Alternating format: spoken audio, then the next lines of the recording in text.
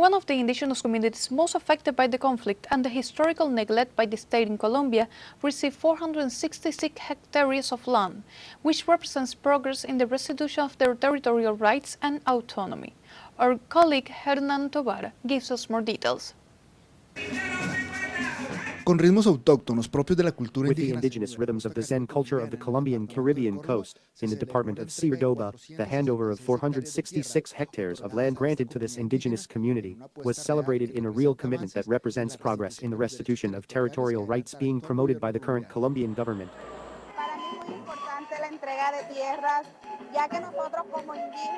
For me, the transfer of land is very important because, as indigenous people, it is a place where we can cultivate our own land and take ownership of it, thus enhancing our quality of life and improving employment opportunities. It is very important for us because the economy improves in indigenous areas. Con esta adjudicación de This predios, allocation of land consolidates a process of expanding the Zenu Indigenous Reserve, one of the largest in the country, which spans more than 10 municipalities in the departments of Sucre and Cordoba, an indigenous community that has suffered the effects of conflict, added to historical neglect by the state. En el mundo no se ha presentado una reforma agraria que entregue 1 millón de hectáreas al campesinado.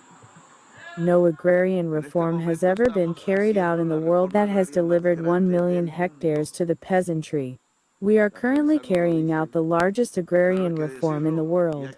The press does not say so, but it must be said and repeated over and over again, reaching the figure of 1 million, and I want to exceed that in the months that remain. Hopefully, we can accelerate the delivery mechanism, which is still more difficult. los conflictos en estas tierras han dejado. The conflicts in these lands have left deep scars on the Zenu indigenous community, affecting the violation of collective and territorial rights, the loss of leaders, displacement, the impact on their cultural identity, and stigmatization. This community has had to face conflicts arising from extractive mining on their lands. This new stage in their lives promises them a prosperous future. Part of the violence that this people experienced for more than 40 years was precisely due to the struggle and the blood shed by our leaders in recovering an ancestral territory that was ours.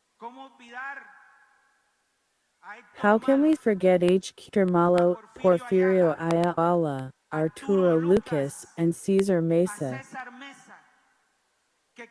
victims in the Patio Benito massacre in March 1994?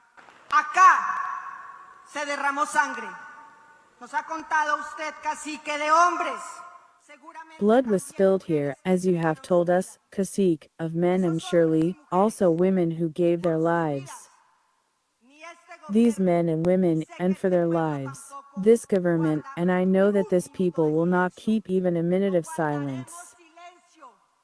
We will not keep silent, nor will we be silenced, not for our dead, nor for the future of our children. We will fight the war, we will face the threats, and after this government, we will continue to push for agrarian reform and the recognition of the Zen people. This delivery is in addition to those already made to the Arhuaco, Nasa, and Wanyu indigenous peoples. In just over 3 years, the National Land Agency has delivered 110,000 hectares to ethnic communities, restoring their dignity and guaranteeing the territorial rights of indigenous peoples. Hernan Tobar, TeleSUR, Colombia, 24s. Hernán Darío Tobar Gaitán, TeleSUR, Bogotá, Colombia.